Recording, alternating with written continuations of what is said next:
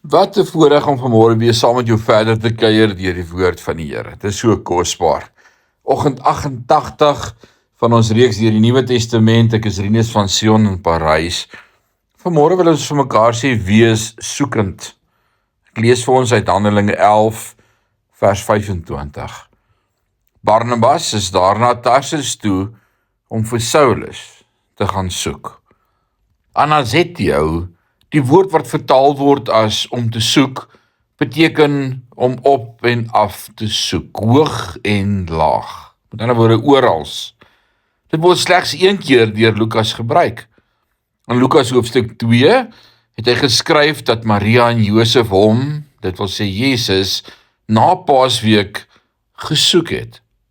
Die idee van Anazetio is die van 'n ouer wat woes, desperaat en energiek na 'n verlore kind soek.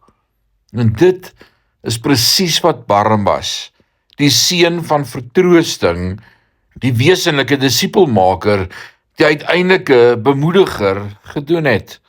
Hy het hoog en laag gesoek na Saulus, wat 7 tot 10 jaar in Tarsus was en in die vergeetlikheid geleef het.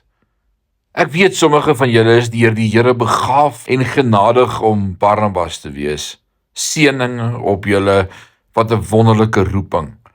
Julle is bemoedigers, seuns en dogters van vertroosting. Julle is 1 tot 1 tipe mense. Julle hoef nie die groot geweer of die hoofvark by die trog te wees nie. En omdat julle, soos Barnabas, goeie manne en vroue is, vol van die Heilige Gees en van geloof, moedig ek julle aan om hoog en laag te soek na daardie een wat, soos Paulus, in die duisternis vasgevang is. Die Here liefhet en aan die woord toegewy is, maar iemand nodig het om hom te verarm en terug te trek na die kudde, terug na gemeenskap, terug na bediening.